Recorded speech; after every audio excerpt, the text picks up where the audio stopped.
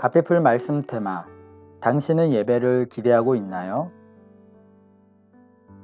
진정한 회복을 원한다면 그 첫 단추가 예배의 회복임을 기억해야 한다. 다시 예배에 목숨을 걸어야 한다. 우리가 삶 속에서 역사하시는 신실하신 하나님을 경험하기 위해서는 제일 먼저 예배가 회복되어야 한다. 내가 청소년 사역을 할 때 주변에 과장된 평가가 많았다.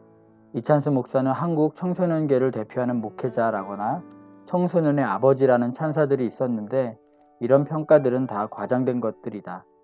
사실 나는 청소년을 잘 모른다. 그때도 잘 몰랐고 지금도 잘 모른다. 청소년을 위해 한 일도 별로 없다. 그러나 내가 청소년 사역을 하는 10년 동안 했던 것이 딱 하나 있다. 아이들과 더불어 목숨 걸고 예배를 드린 것이다.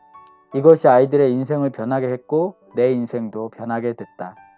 음란한 이 시대에 아이들을 지킬 수 있는 길은 오직 예배뿐이다. 왜 그런가?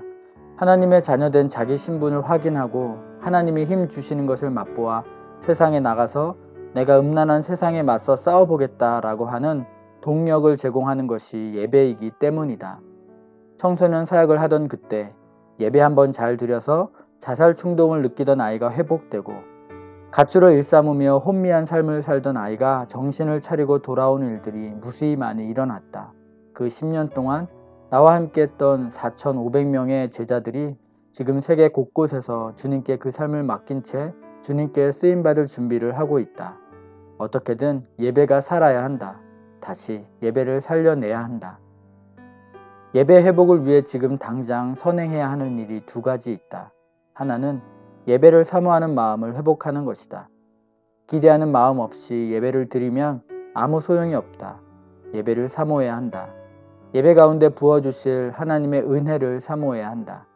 내가 중등부 사역을 할 때 토요일만 되면 나에게 메일을 보내던 아이들이 있었다. 목사님, 왜 이렇게 시간이 안 갈까요? 빨리 오늘 밤이 지나야 예배를 드릴 수 있는데 말이에요. 그 어린 청소년들이 예배를 기대하고 예배에 온 마음을 드리고 예배에 온 정성을 기울이자 아이들 삶에 변화가 일어나기 시작했다. 청소년 사역 10년 동안 그것을 많이 목격했다. 우리도 마찬가지다. 예배에 기대감을 가지고 몰두해야 한다. 또 하나는 예배에 지각하지 않기로 결단하는 것이다. 분당 우리 교회에서도 몇 년째 예배에 지각 안 하기 캠페인을 지속적으로 펼치고 있다. 지각하지 않는 것은 온전한 예배를 위한 가장 기본적인 실천 사항이다. 지각하여 헐레벌떡 뛰어들어와 겨우 자리에 앉아서는 예배에 집중하는 것이 쉽지 않다.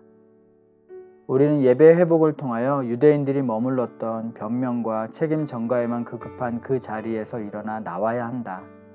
그리고 하나님의 신실하심에 의지하여 이렇게 고백해야 한다. 오늘도 내 삶에 개입하시는 일하시는 하나님, 제가 하나님의 신실하심을 맛보아 알기를 원합니다. 주님의 신실하심을 경험할 때, 그리고 그 신실하신 주님께 우리의 삶을 온전히 맡길 때 우리의 삶이 변화된다.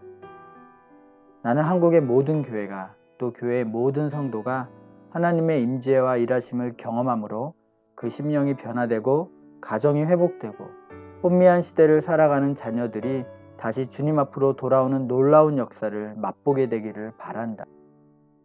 우리 하나님께서는 능치 못하시는 일이 없다. 그 하나님의 신실하심을 바라보게 되길 바란다. 이찬수의 아는 것보다 사는 것이 중요하다 중에서 가피풀 말씀 테마.